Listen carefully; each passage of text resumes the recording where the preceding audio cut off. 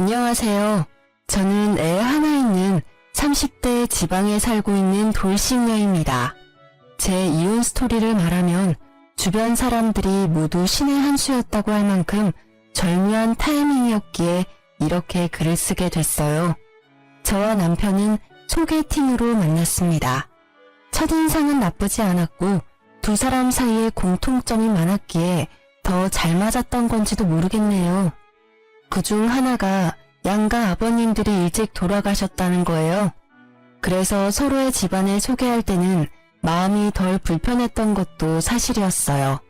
친정 어머님은 남편이 박봉에 야근이 많은 직업이라는 걸 탐탁지 않게 생각했지만 단 한 가지, 주식을 하지 않는다는 점을 높이 샀습니다. 저희 아버지가 주식으로 다 잃고 건강까지 잃어 일찍 돌아가셨거든요. 그 탓에 일하며 어린 저를 키워야 했던 친정엄마는 주식 투자는 하지 않겠다고 꼭 약속해달라고 했어요. 남편은 그 당시만 해도 주식 같은 건 모르는 터라 걱정하지 말라며 호언장담을 하고 저희는 결혼식을 올렸습니다. 지방이라 집값은 그리 부담스럽지 않아 작은 평수의 아파트를 대출을 껴서 자가로 구입했습니다. 제 집이 있다는 것만으로도 벅찼던 우리는 조금 힘들겠지만 5년 안에 빚을 갚자고 생각하고 있었어요. 이때가 제 결혼 생활 중 가장 기쁘고 행복했던 시절이 아닌가 싶어요. 집에 들어갈 벽지, 바닥재, 싱크대며 인테리어를 고민하면서 즐거운 시간을 보냈죠. 그렇지만 하지 말라고 하면 더 하고 싶은 게 사람 마음인가 봐요. 결혼한 지 얼마 지나지 않아 남편이 가상화폐에 빠지게 됐다는 걸 알게 됐거든요. 집 대출금이 빠져나가야 할 날짜에 집 대출금이 빠져나가지 않았더라고요. 남편 월급이 생활비 통장으로 들어와서는 거의 대부분이 다시 남편 명의의 다른 은행으로 들어갔더라고요. 이상하다 싶어 남편이 퇴근할 때까지 기다렸어요. 자기, 집 대출금이 빠져나가지 않았던데 어떻게 된 거야? 월급이 들어왔다가 거의 대부분이 다른 은행으로 빠져나갔던데 혹시 뭐 쓸 데 있는 거야? 일단 급해서 내 돈으로 넣어두긴 했는데 진짜 무슨 일 있는 건 아니지? 그거? 사실 이번 월급으로 비트코인 샀거든. 요새 다들 하잖아. 직원이 하고 있길래 나도 한번 투자해봤어. 뭐? 자기가 비트코인에 투자를 해? 당신 제대로 알고나 가상화폐에 투자하는 거야? 생각보다 위험해. 남들 한다고 따라해서 되는 게 아니라고. 괜찮아. 가상화폐는 넣어두면 무조건 오르게 돼 있어. 이번에 좋은 정보가 들어왔거든. 다음 달 정도쯤에는 거의 20%는 오른다고 하더라고. 그러면 우리 그걸로 여행이나 갈까? 여행? 자기야, 나는 그 돈 필요 없어. 지금 넣은 건 조금 손해보더라도 다 빼. 그냥 우리 돈만 벌어서도 살 만큼은 살아. 지금까지도 괜찮았잖아. 그리고 자기 우리 엄마랑 약속했잖아. 주식 같은 건 안 하기로. 엄밀히 따지면 비트코인이 주식은 아니잖아. 그리고 이 정도는 다들 해. 솔직히 말해서 나 같은 박봉, 우리 같은 서민들이 개미처럼 부지런히 일해봐야 돈 버는 족족 나갈 뿐이잖아. 이런 수단이 아니면 우리는 늙어서도 이렇게 살고 있겠지. 우리 아이와 당신을 위해서도 나는 돈 벌고 싶어. 그리고 나는 그렇게 심하게 하는 편도 아니고. 이제야 말하는 거지만 나 좀 벌기도 했거든. 그러니까 걱정하지 마. 아니, 비트코인도 주식이랑 비슷한 거지. 주식보다 더 위험성이 높은 거 나도 알고 있거든? 그리고 정직하게 돈 버는 건 나쁜 게 아니야. 주식 좋지. 자기가 그만큼 주식을 잘 안다면. 그런데 주식도 아닌 가상화폐야. 전문가들도 위험하다고 하는 걸 굳이 당신이 시작해야겠어? 그리고 중요한 건 주식이냐 비트코인이냐 그게 아니야. 나는 주식이 싫어. 우리 엄마도 싫어하고. 결혼할 때 자기는 약속까지 했고. 제 행동이 과민한 반응이라고 생각했는지 남편의 표정이 나빠지더라고요. 하지만 저는 저대로 필사적이었어요. 물론 용돈벌이는 할 수 있을 거라고 생각해요. 남편이 100만 원, 200만 원 정도였다면 저도 그냥 눈 감아줬을지도 모르지만 이미 한 달의 월급 전체를 거기에 들이붓는다는 건 그 맛을 보고 중독이 시작됐다는 거와 같았거든요. 그렇지만 제 마음을 그 사람은 몰라주더라고요. 자기야, 이러면 우리만 뒤떨어져. 다들 영끌에서 비트코인 하는데 우리만 안 하면 우리만 손해보는 거야. 나처럼 월급 얼마 못 버는 사람도 충분히 대박칠 가능성 있다니까. 정신 차려. 그게 그렇게 쉬운 일이야? 그리고 내가 싫다잖아. 나는 그렇게 돈 버는 거 싫어. 솔직한 말로 10,000원짜리 한 장도 주식에 쓰고 싶지는 않아. 그냥 일한 만큼 돈 벌면 우리도 괜찮게 살 수 있어. 일한 만큼 돈 벌면 나가는 게 반이야. 그리고 우리 애도 태어났는데 애를 위해서라도 더 돈을 벌어야지. 언제까지고 이렇게 소처럼 일만 하면서 남들 눈치 보면서 살아. 가상화폐로 돈 벌어서 떵떵거리며 살아야지. 그렇게 쉽게 돈 벌 생각을 하는 게 문제라는 거야. 정직하게 번 돈은 거짓말을 안 해. 그치만 주식이나 가상화폐는 달라. 모르는 사람들에게는 거의 늪이나 마찬가지라고. 그리고 자기는 몰라. 돈이 사람을 어떻게 집어삼키는지. 우리 친정집에서 있었던 일 내가 이야기해줬잖아. 그걸 듣고도 투자를 하고 싶어? 나하고 장인어른하고는 다르지. 나는 확실한 정보가 있다니까. 그리고 가상화폐는 앞으로 좋아지면 좋아졌지 절대로 떨어지거나 망할 일은 없어. 바보야? 그런 정보가 있으면 너도 나도 다 부자지. 그런 거 다 사기꾼이라고. 자기는 뉴스도 안 봐? 그리고 가상화폐만큼 애매모호한 것도 없어. 전문가들이 바보니? 그 사람들 경고는 안 봐? 나는 지금 코인이 잘 되고 있다고. 그래서 당신한테 말하고 있는 거야. 수익률이 잘 나오니까 월급까지 넣는 거고. 난 잘 되고 못 되고 간에 그냥 당신이 월급을 모조리 코인에 넣는 게 싫은 거라고. 내 말이 이해가 안 돼? 됐어. 자기랑 이야기하는 게 벽이랑 이야기하는 거랑 똑같아. 그냥 이쯤 하자. 대출금은 내가 엄마한테 빌려서라도 넣을 테니까. 코인이 잘 되는데 시어머니한테 왜 돈을 빌려? 코인 잘 됐다며? 그럼 코인 팔아. 그거 팔아서 대출금 당장 넣어놔. 시무에게 돈을 빌리려는 정신나간 남편의 행동에 저는 놀라서 소리를 쳤어요. 궁시렁거리는 남편은 팔고 싶지 않은지 머뭇거리다가 어디론가 전화를 걸었습니다. 엄마, 난데 돈 좀 빌려줘. 미쳤어 진짜? 저는 얼른 남편 폰을 빼앗아 시무에게 말했습니다. 어머님, 죄송해요. 별일 아니니까 끊으셔도 돼요. 야, 폰 뺏어가면 어떡해. 그리고 지금 흐름 좋아서 당장 못 뺀다고. 그렇다고 어떻게 시어머니한테 돈을 빌려달라고 할 수가 있어. 당신 생각이 있어? 도대체 이게 무슨 소리야? 차분히 이야기 좀 해봐라. 왜 돈을 빌려달라는 거야? 결국 시무의 물음에 저는 남편이 벌인 일을 이야기할 수밖에 없었어요. 시무가 남편을 말려줄 수도 있다는 생각을 잠시 했거든요. 물론 제가 잘못 생각한 거였지만 남자라면 주식도 할 수 있지. 안 그래? 다 제 가족을 위해서 하는 일이지 않니? 네가 이해해. 그렇다고 큰 돈으로 하는 것도 아닌데 왜 이렇게 호들갑을 떠는지 나는 모르겠구나. 어머님, 큰 돈 작은 돈이 중요한 게 아니에요. 월급의 거의 대부분을 가상화폐에 쏟아붓는다고요. 그거야말로 잘못된 거죠. 무슨 일이든 미천이 있어야 하지 않니? 그거라고 생각하면 네 마음도 조금 편하지 않을까? 무조건 남편 탓만 하지 말고 너도 잘 알아봐. 어머님, 주식은 절대 안 된다고 저희 엄마랑 이이랑 철석같이 약속했어요. 그런데 이렇게 주식에 손을 대다뇨. 그래서 애까지 낳았는데 이런 일로 이혼하게? 내가 언젠가 한 번은 말하려고 했는데 사돈도 그렇고 너도 그렇고 둘 다 그렇게 융통성이 없어서 어떡하니? 결혼 전에도 난리더니 아주 남편을 잡겠다 잡겠어. 그리고 네 남편이 바보도 아니고 주식으로 큰돈 날릴 사람처럼 보이니? 작은 돈으로 용돈벌이나 하려는 거겠지. 저는 그 말에 어이가 없었지만 일단 잠자코 들었어요. 우리 부부의 일에 시모까지 끼이면 일이 커질 것 같았거든요. 제가 받지 않겠다고 하는데도 시모는 결국 남편의 계좌로 돈을 붙여주겠다고 하고 전화를 끊었습니다. 결국 시모의 돈을 빌릴 수 있게 된 남편은 싱글벙글이었어요.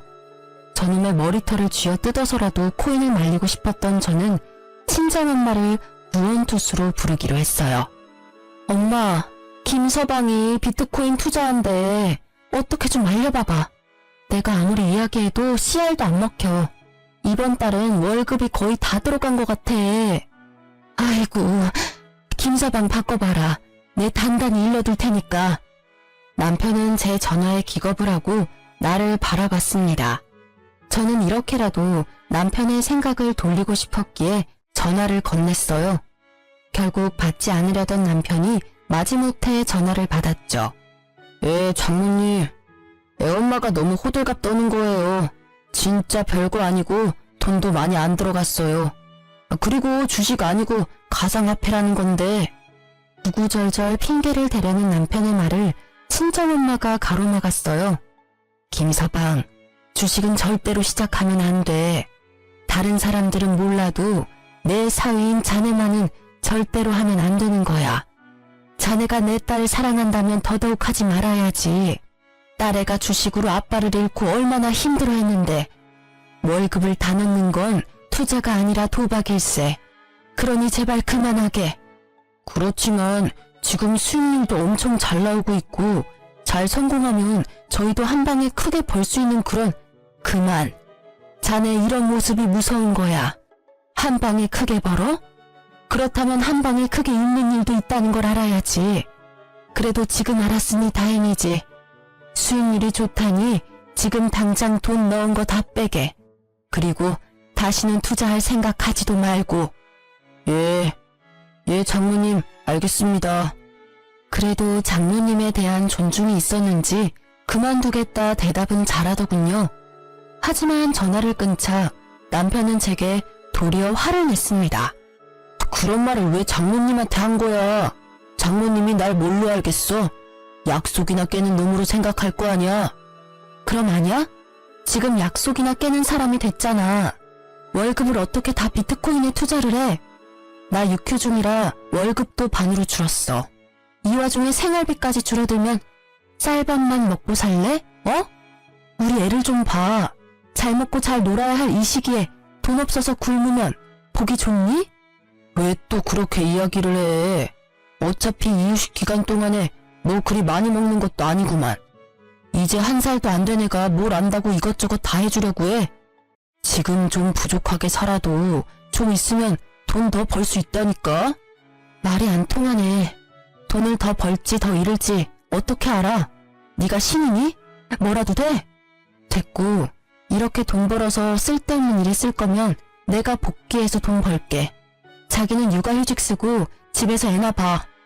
육아휴직 쓰면 월급 팍 줄거든? 월급 줄라고 그러는 거야.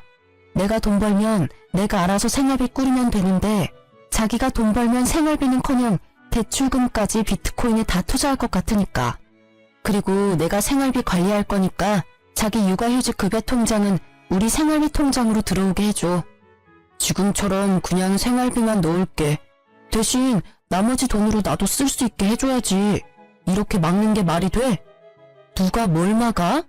생활비 통장으로 사고 싶은 거 사. 대신 현금 출금이나 송금은 안 돼. 그런 내역 있으면 당장 생활비 통장도 못 쓰게 막아버릴 거니까. 대출금 갚아야지. 그거 못 갚으면 우리 큰일 나. 결국 남편은 육아휴직을 쓰기로 하고 생활비 통장을 제가 관리하게 됐어요.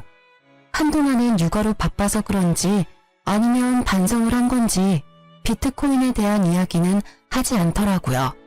생활비 통장도 깨끗하고요. 그래서 마음을 놓았는데 여전히 불안하기는 했어요.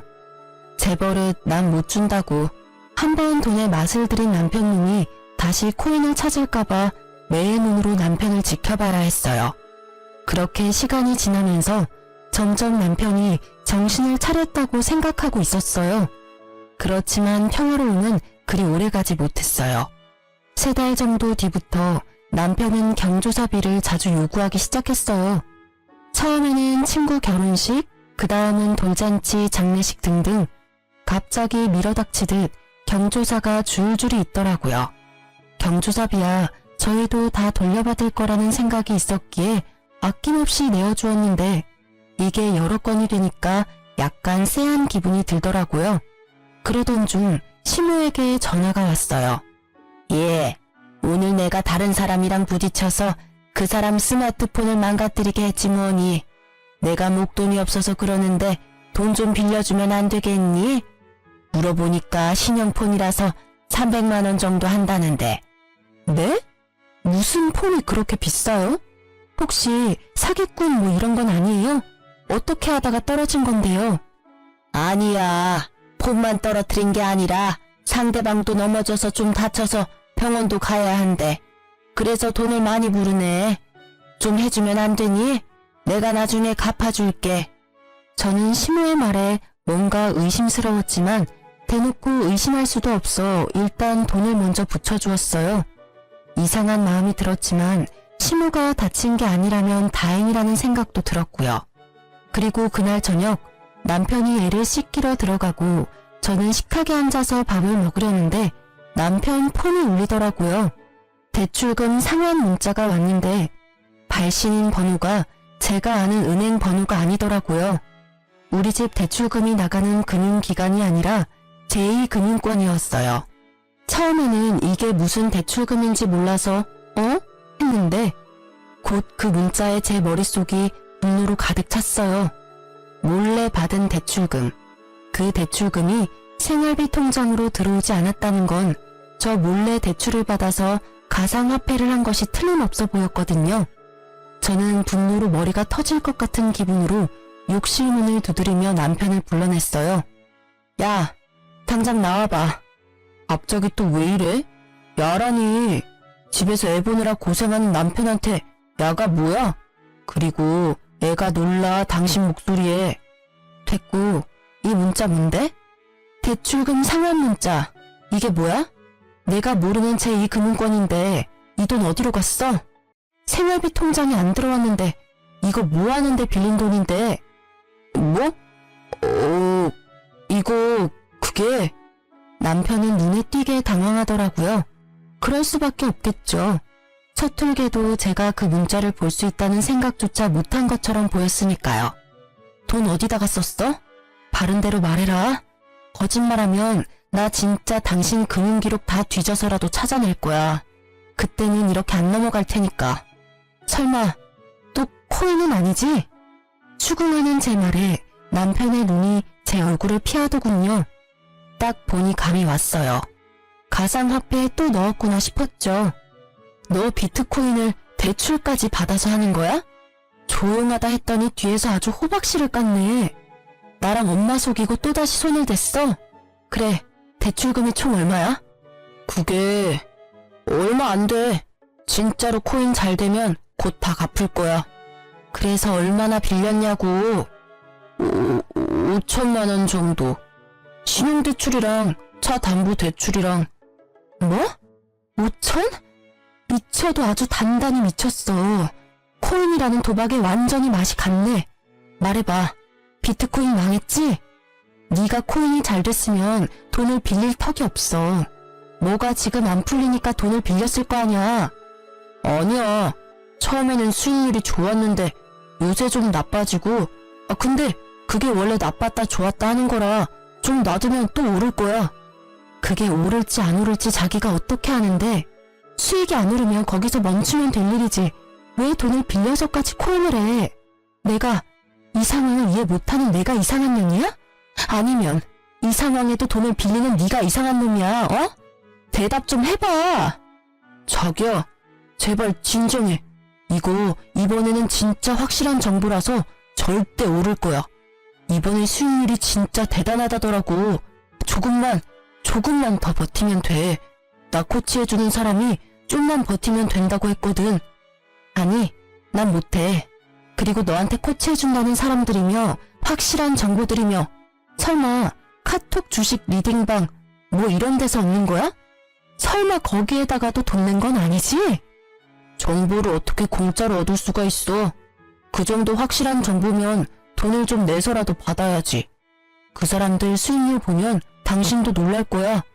진짜 소액으로 지금 거의 억대 돈을 벌었는데 다들 통장으로 증명하고 난리라니까. 뻔뻔한 건지 멍청한 건지 분간이 안 되는 남편의 말과 행동에 결국 저는 터져버리고 말았습니다. 야, 정신 안 차릴래? 그 사람들 다 사기꾼이라고 했지. 소액으로 억대 돈을 벌어. 그거 다 다른 사람들 등쳐먹고 받아낸 돈이라고. 네가 바보야? 등신이야? 어떻게 그런 사기꾼들한테 낚여서 몰래 대출까지 받냐고. 사기꾼 아니라고. 그 방에 있는 사람들 중에 나보다 먼저 들어온 사람들 다 돈 벌었어. 다들 통장 증명하고 난리 났다니까. 그거 다 바람잡이들이잖아. 됐어. 다 됐으니까 마지막 경고야. 다 제자리로 돌려놔. 나는 일단 지금 너한테 실망했고 네가 코인 중독이라고 생각해. 이 결혼 생활을 잘해나갈 자신이 없어졌으니까 네가 결단 내려. 이거 다 제자리로 돌리고 원래 살던 것처럼 우리끼리 소박하게 살 건지 아니면 처자식 담보로 대박 노리면서 한탕주의 할 건지. 제 말에 대답을 하지 않고 입을 꾹 다문 남편의 고집이 느껴져서 저는 실망과 함께 체념의 마음을 안게 됐어요. 며칠 동안 말도 하지 않고 있던 우리 부부의 일을 어떻게든 해결하기 위해 저는 남편과 함께 시무를 찾아가기로 했어요. 남편이 대출까지 해서 코인을 한다는 걸 알면 시무가 말려줄 거라고 생각했거든요. 부모라면 말려주겠지. 그렇게 생각했는데 저의 그 생각 자체가 다 부질없는 짓이었지만요. 어머님, 저 이대로는 못 살겠어요. 이 사람 대출까지 받아서 비트코인 하고 있어요. 제발 좀 말려주세요. 예? 그게 왜 잘못된 거니? 나는 도리어 네가 더 이해가 안 가. 저번에도 말했지만 다 가족 잘 되라고 남편이 하는 일인데 너는 아내가 돼서 남편이 하는 일을 도와주지는 못할 망정 하는 일마다 망치고 있으면 어떡해? 대출 받아서 코인을 하는 게 뭐가 그렇게 잘못된 거야? 제대로 벌고 있고 원금만 가지고 있으면 큰 문제 없는 거 아니니? 어머니, 모르시는 말씀이세요. 주식이나 투자는 남는 돈으로 하는 거예요. 이렇게 있는 돈 없는 돈 다 끌어모아서 하는 건 중독이나 마찬가지라고요. 남의 돈, 공짜 돈 버는 게 얼마나 힘들고 무서운 일인지 모르세요? 다들 그렇게 벌고 있잖니. 그리고 위험하다는 걸 알고 있으니 전문가들하고 같이 하는 거겠지. 내가 해보니까 그게 도박이 아니라 건전한 주식이던데. 설마 어머님도 코인 하시는 거예요? 그래, 권유로 해봤는데 생각보다 벌이가 쏠쏠하더구나. 너희가 나한테 주는 용돈보다 더 벌어. 빼지 않고 계속 넣어놓고 있는 중이야. 이런 좋은 걸 넌 왜 안 하고 남편 탓만 하는 거니? 눈앞이 캄캄해지는 시모의 말에 불현듯 그때의 전화가 떠올랐어요. 모르는 사람과 부딪혀서 돈을 달라고 했던 시무. 그게 설마 거짓말이라면 혹시 저번에 사고 나서 돈 받아가신 것도 코인에 넣으신 건 아니죠? 지금 와서 숨길 것도 없지. 그래, 그 돈도 코인에 넣었어. 네가 돈을 틀어주고 안 주니까 좋은 시기 다 놓쳐버렸지 않니? 그 돈 어차피 곧 다 벌 거야. 내가 2배로 돌려줄 테니 걱정 말거라. 미쳤어. 둘 다 정신이 있는 거예요? 그거 중독이에요. 제발 정신 좀 차리세요. 어머님, 혹시라도 이 사람 말 듣고 시작하신 거면 제발 다 정리하세요. 돈을 빌려서 투자를 하는 건 투자가 아니라 도박이라고요. 왜 다들 그런 생각은 안 하시는 거예요? 저는 마지막까지 시모와 남편을 설득하기 위해 애썼지만 가상화폐에 미친 두 사람의 귀에는 전혀 들리지 않는 듯 했습니다. 그만해. 우리가 하고 싶다는데 왜 당신이 난리야? 나한테 그러는 건 그렇다 쳐. 그런데 우리 엄마한테까지 이러는 건 좀 심하지 않아? 솔직한 말로 우리가 너한테 무슨 피해를 그렇게 줬는데 대출금 못 갚은 거? 그거 엄마한테 빌려서 넣었고 지금 내가 받은 육아휴직 급여도 다 당신한테 들어가잖아. 나는 아무것도 못하게 하면서 뭐가 그렇게 당당해. 이럴 거면 차라리 이혼해. 갈라서면 될 거 아니야. 웃기지도 않아. 그 말을 네 입에서 들을 줄은 상상도 못했는데 그래 하자 이혼. 방귀 낀 놈이 성낸다고 딱 그 꼴이네. 이혼하면 다른 건 다 필요 없고 집하고 아이 친권, 양육권만 넘겨. 딱 봐도 남편 놈에게 돈이라고는 없을 게 분명하고 가진 게 없으니 위자료도 뭐도 아무것도 없을 것 같아 고민하던 저는 일단 집이라도 받아야겠다는 생각을 했어요. 그 집의 대출 상환금 중에 반은 내가 낸 것이기도 했고 집에 정이 들었기에 팔아버리고 싶지는 않았거든요. 그런데 대출금 상환 능력도 없는 남편놈이 갑자기 안 된다지 뭐예요? 지금 생각이 있는 건지 없는 건지 저는 답답한 마음에 쏘아댔습니다. 뭐? 집? 그건 좀 곤란한데. 당신한테 집 주고 나면 나는 남는 게 없잖아. 그렇게 머리가 안 돌아가? 당신 그 집 갖고 가서 대출금 매달 낼 자신 있어? 지금도 월급을 코인에 다 갖다 바치는 주제에 입만 살아가지고는. 어차피 팔면 대출금 빼고 나머지는 건질 수 있잖아. 설마 당신 그 돈이 자기 거라고 생각하는 건 아니지? 그 상환된 대출금에 내 돈도 반은 들어가 있고 그거 아니라도 이 이혼의 가장 중요한 논점은 당신 코인 중독이야. 와이프 모르게 대출받아서 그것도 여러 건을 반복해서 대출받아서 돈 생길 때마다 가상화폐한 거 명백하게 당신 쪽에 문제가 있는 거라고. 그건 당신 생각이고 나는 중독 아니라고 몇 번을 말했지. 왜 사람을 계속 중독으로 몰아가는 건데. 그래야 네가 위자료 받을 수 있을 것 같아? 꿈 깨. 나는 아무것도 너한테 못 줘. 아니라고 생각하는 당신 머릿속에 꽃받친 거겠지? 그 쓸모없는 머리는 단순한 계산도 못하는 거야? 이런 가상화폐 중독은 친권과 양육권도 못 가져가. 합의가 아니라 소송하고 싶으면 해도 돼. 난 자신 있고 소송으로 가면 내가 받을 돈 더 많아질 거 예상하니까. 그래도 안 돼. 그 집 놔두면 집값 더 올라갈 건데. 그래? 그러면 네가 돈으로 해결해보면 되겠네. 나한테 돈이 어디 있다고 계속 돈 타령이야? 비트코인 팔면 되잖아. 좀 벌었다며.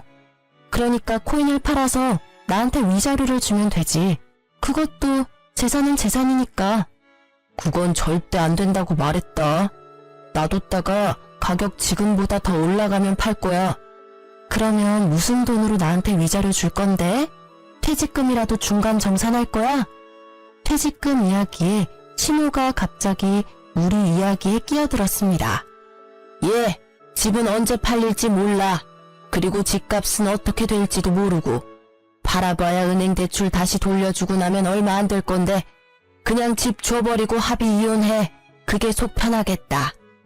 아이 친권과 양육권에 대해서는 입도 뻥끗 안 하는 두 사람의 모습이 너무도 가증스러워 치가 떨릴 지경이었어요.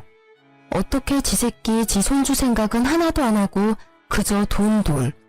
이미 이때는 있던 정도 다 떨어졌어요. 그리고 퇴직금에 눈을 빛내는 두 사람을 보아하니 그거 빼서 코인 투자할 것 같다는 생각이 들었습니다. 결국 합의 이혼하게 된 저는 이후 절차에 따라 집을 제 명의로 바꾸었어요. 대출금의 압박이 있었지만 그건 생각해둔 바가 있었기에 크게 신경 쓰지 않았죠.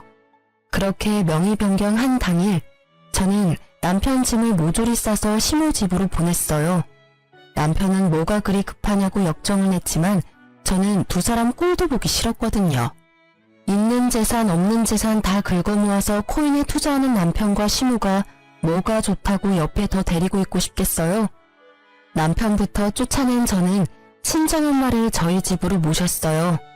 친정엄마가 살던 작은 빌라를 팔고 그 돈으로 저희 집 대출금을 상환했죠. 그리고 매달 내던 제 대출금은 매달 친정엄마 용돈으로 드리기로 했어요. 한 달쯤 지났을까요? 남편이 집으로 찾아왔더라고요. 아이가 보고 싶다나 뭐라나. 이혼하자며 큰 소리 떵떵 칠 때는 우리 딸 이름 한자도 꺼내지 않더니 갑작스레 딸이 보고 싶다는 말이 믿음이 갈 리가 없잖아요. 딸이 보고 싶다는 가짜는 핑계 같은 거 대지 말고 하고 싶은 말 있으면 해. 이야기는 들어줄게.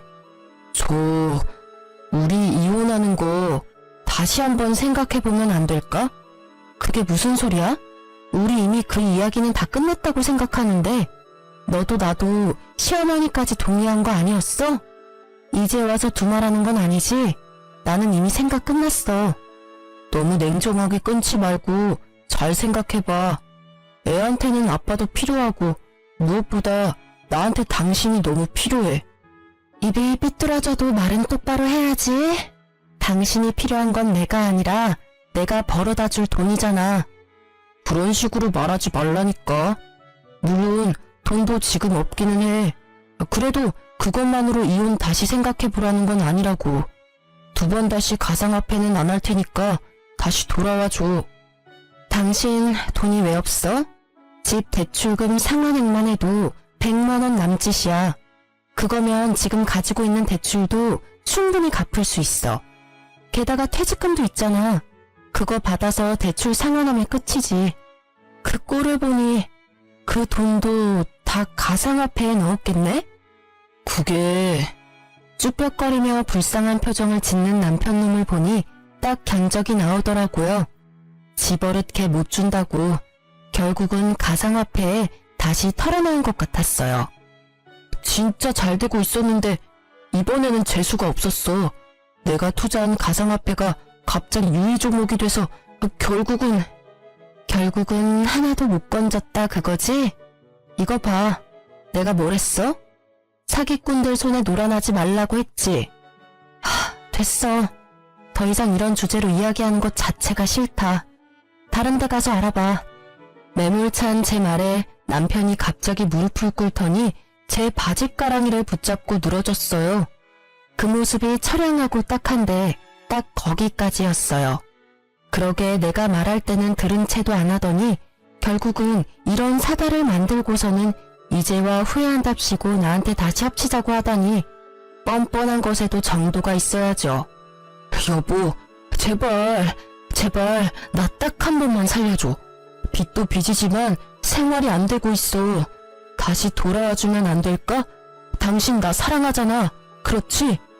미안한데 절대 안 돼. 나는 이미 당신하고 연 끊기로 결정했어. 당신 입장에서는 내가 냉정하게 보일지도 모르는데 나한테는 이게 최선이야. 왜 내가 당신 뒤치다꺼리를 해야 해? 당신이 싼 똥 치우려고 내가 왜 일을 해야 해? 나도 내 인생, 내 행복 찾아가며 살 거야. 지금 당신한테 뭐가 있어? 빚뿐이잖아. 제발, 나 진짜 이번에는 잘할 거라니까. 절대로 손 안 댈 거라고 맹세해. 그러니까 사람 하나 살리는 셈 치고. 난 솔직히 당신이 여기 와서 이 난리치는 거 이해가 안 가. 당신 지금 사는 집도 시어머니 거고 집안일도 어머니가 다 해주실 거 아냐. 너는 돈만 벌어서 지금 대출금 다 갚으면 되는 거고 뭐가 문제야? 사실 엄마도 내가 들어갔던 리딩방에서 준 정보로 투자했거든. 그리고 엄마 집도 담보로 대출까지 빌렸더라고. 근데 이건 정말 내가 시킨 거 아니야. 엄마가 그 정보에 혹해서 대출을 받아서. 이거 봐. 주식 같은 거에 중독되면 도박 중독이랑 똑같다고. 내가 뭘 했어? 친절하게 그거 사기꾼이고 그런 대박 정보 같은 거 없다고 했을 때 알아서 거기서 기어나왔어야지. 그저 한탕할 생각에 붙잡고 있으니 휴지 조각이 돼서 쪽박 찼잖아. 퇴직금은? 설마 당신 퇴직금도 거기 넣은 건 아니지? 퇴직금도 넣었어. 그치만 진짜로 다음번에는 안 그럴 자신 있어. 그때 상한가에 제대로 팔기만 했어도 이러고 있지는 않을 거라고. 너한테는 내가 입 밖으로 내는 말도 아까워. 다음번? 다음번에도 또 할 거면서 나한테는 다시는 손 안 댈 거라고? 에라이 나쁜 새끼야. 그래놓고 우리 아이 생각하라고? 아주 지랄을 해라, 어? 당신은 반성 같은 거 할 생각도 없고 하고 싶지도 않잖아. 어디서 거짓말을 하고 난리야. 아니야, 진짜로 마음 고쳐먹었다니까. 엄마랑 나 지금 생활비도 없어서 공과금 낼 돈도 없어. 그러니까 제발 우리 이혼 다시 생각해보자. 지금 장모님이랑 같이 살고 있는 것 같은데 다 같이 살면 되잖아. 우리 엄마는 당신 꼴도 보기 싫대. 엄마 충고도 무시하고 이런 짓을 벌인 주제에. 그래, 가상화폐 할 때는 우리 엄마 생각이나 했겠니? 아쉬우니까 와서 이러는 거 다 알아. 그리고 경고하는데 당신은 나한테 돈 빌리러 오면 안 되는 사람이야. 양육비 한 번이라도 못 받으면 지구 끝까지 쫓아가서 받아낼 거니까. 양육비 소리에 그놈의 얼굴이 새파랗게 질리더라고요. 여기 와서 이럴 입장이나 돼요?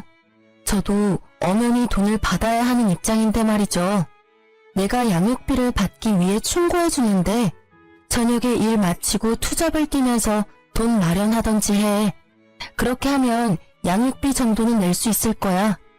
저의 친절한 해결 방법에도 그놈은 힘들게 돈 벌 생각은 없는지 입을 삐죽하게 내밀고는 시무룩한 얼굴로 나가더라고요. 책임감도 없고 죄책감도 없는 저놈의 뒤통수를 한 대 때려주고 싶었지만 꾹 참았어요. 그래, 빠져나온 게 다행이라고 저를 다독이면서 말이죠. 그렇게 저희는 완전히 남이 되었습니다. 그때 그 개운함이란 잘못했으면 그놈의 부채를 저도 같이 떠안을 뻔했잖아요. 일을 저지른 사람이 그 일을 책임지고 해결하는 게 맞잖아요. 그 뒤로 들려온 소식도 그렇게 좋은 소식은 없었어요. 전 남편과 시모가 살던 시모의 집에 채권 추심하는 사람들이 들이닥쳤다고 하더군요. 그 후로 새벽에 배송 알바를 하러 다니는 남편을 자주 목격했다고 하더라고요. 게다가 시모와 남편의 사이가 엄청 안 좋아졌는지 매번 싸우는 소리가 집 밖으로 들려온다고 이웃에 사는 분들이 말해주더라고요. 대부분이 네가 하는 말을 들어서 망했다라고. 둘 다 똑같죠 뭐. 그리고 1년쯤 지났을까? 어린이날에 아이와 친정엄마 이렇게 셋이서 놀러 갔다가 돌아오는 길에 전 시모를 마주치게 됐어요. 어머, 다은이 아니니? 할머니야. 잘 지냈어? 많이 컸구나. 아는 척하며 딸아이에게 다가오자 딸이 무서운지 친정엄마 뒤로 숨어버리더라고요. 저희 엄마도 그런 아이를 보호하듯 뒤로 보냈어요. 전 시모의 몰골은 예전과 너무 달랐어요. 항상 멋쟁이처럼 꾸미고 다니던 옷이며 머리며 전부 어딜 갔는지 지금은 완전히 시골 할머니가 다 됐더라고요. 안녕하세요. 잘 지내셨어요? 잘 지냈겠니? 네가 남편 버리고 가는 바람에 나도 낙동강 오리알 신세 됐잖니. 이 나이에 일하고 다니는 노인이 어디 있어? 너 재결합하자고 찾아간 남편 무시했다며. 그러는 거 아니다. 걔도 엄연히 다은이 아빠야. 어떻게 생겨먹은 애가 아빠한테서 애를 떼어놔? 냉정하기도 하지. 그런 엄마 밑에서 클 내 손주가 걱정이 돼서 요새는 밤에 잠도 안 온단다. 네, 전 냉정해요. 그런데 말은 똑바로 하셔야죠. 제가 남편을 버린 게 아니라 남편이 저를 버린 거죠. 먼저 이혼 이야기 꺼낸 건 그 사람이니까요. 그리고 어느 엄마가 주식에 중독된 아빠를 네 아빠라고 당당하게 보여줄 수 있겠어요? 혹시라도 나중에 우리 다은이가 아빠처럼 주식에 빠지지 않는다는 보장은 없잖아요. 제가 할 수 있는 건 그런 나쁜 사람들에게서 애를 떼어놓는 거예요. 그 1순위가 다은이 아빠랑 다은이 할머님이시죠. 아빠면 아빠답게, 할머니면 할머니답게 지냈으면 이럴 일도 없었을 텐데 제가 그렇게 하지 말라고 했는데 사기꾼한테 놀아나서는 나쁜 사람들? 너 지금 날 나쁜 사람이라고 한 거니? 세상에 어느 며느리가 시어머니를 그렇게 불러? 그것도 손녀 보는 앞에서. 아니라고 말 못하시잖아요. 똑같이 사기꾼한테 놀아나셨으니까. 그 사람이 사기꾼은 아니었어. 우리가 타이밍을 못 맞춘 거지. 예, 그러지 말고 사실 우리도 이미 가상화폐는 다 접었어. 그러니까 애 아빠랑 다시 잘해볼 생각 없니? 애한테도 아빠가 필요하지 않니? 글쎄, 나쁜 아빠는 필요 없다니까요. 재결합 같은 거 생각도 해본 적 없어요. 그러니까 그런 말씀 하지 마세요. 그리고 가상화폐 다 접었다는 말 저는 안 믿어요. 그게 얼마나 끊기 힘든 중독인지 누구보다 제가 더 잘 알거든요. 그래서 처음에 그 사람한테 시작하지도 말라고 한 거고요. 제 말에 전시무는 쌍심지를 켜고 저를 쳐다보더라고요. 뭐 어쩌겠어요. 싫은 것도 사실이고 두 사람이 아직 가상화폐를 하는 것도 사실일 테니. 그게 아니었으면 제 말에 반박하셨겠지만 아무 말도 못하고 쳐다만 보고 있었거든요. 그래도 이렇게 마주친 것도 인연인데 저희가 집까지는 모셔다 드릴게요. 집은 이제 여기 없어. 집 옮겼다. 집이 경매에 넘어가서 결국 원룸에 월세 주고 들어가서 지내고 있어. 망할 놈의 새끼. 왜 나한테 가상화폐 같은 걸 알려줘서는 이런 꼴을 보게 만들어? 아들이 아니라 왼수지. 나는 정말로 조금만 할 생각이었는데 무조건 뜬다고 돈 박박 긁어 넣으라고 해서 집 담보 대출만 아니었으면 그래도 괜찮았을 텐데 나쁜 놈. 시모는 결국 화가 치밀어 오른 건지 전 남편의 욕을 마구 해댔어요. 그렇겠죠. 아들이 권해서 시작했고 아들 때문에 망했으니 욕할 곳이라고는 거기밖에 없을 거예요. 그런데 어차피 선택은 자기가 한 거 아닌가요? 자기도 크게 벌고 싶어서 선택했으면서 누굴 탓하는 건지. 그걸 보고 있던 저희 친정엄마가 보다 못해 한마디 하시더라고요. 아들 욕할 거 뭐 있어요? 내가 보기엔 둘 다 똑같은 망종이구만. 자식이 잘못된 길로 가면 말릴 생각을 해야지. 부모가 돼서는 같이 나란히 잘못된 길로 가면 어떡해요? 나랑 내 딸한테 융통성 없네 뭐네 말할 때는 이런 결과는 생각도 안 했죠? 그리고 그 집 아들이랑 우리 딸은 인연 끊었으니까 재수없게 두 번 다시 재결합이니 뭐니 말도 꺼내지 마요. 제 딸 신세 망치게 할 일 있어요? 내 눈에 흙이 들어가도 재결합이니 뭐니 절대 없어요. 그러니까 가던 길 가시오. 친정엄마의 말에 얼굴이 시뻘겋게 달아오른 전시무가 결국 도망치듯 자리를 떠나더라고요. 그 뒷모습이 참 딱하면서도 시원했어요. 우리 엄마랑 저 욕할 때는 진짜 한 대 치고 싶었는데 엄마가 이렇게 속 시원하게 말로 때려줘서 속이 좀 풀렸거든요. 나중에 알고 보니 엄마도 화가 나서 내뱉긴 했지만 속이 시원하다고 저한테 웃으면서 말하더라고요. 전시무는 전 남편이 저한테 돈을 빌리러 왔다는 걸 알고 있었을까요? 알았다면 저한테 재결합이니 뭐니 그런 말 못했겠죠. 그리고 한편으로는 너무 무섭더라고요. 만약 제가 이혼을 하지 않았다면 그 꼴을 다 당하면서 후회하며 살았겠죠. 그 뒤로 전 남편과 전시무를 본 적은 없었어요. 저는 이혼하면 제가 힘들게 살 수도 있을 거라고 생각했는데 이혼 전보다는 더 잘 살고 있어요. 친정 엄마한테 애기 맡기고 일하는 것도 이제는 더 편하고요. 덕분인지 승진도 하고 솔직히 지금 돈에 쪼들리지는 않아요. 그럼에도 내 아이를 위한 양육비는 꼬박꼬박 받아내고 있어요.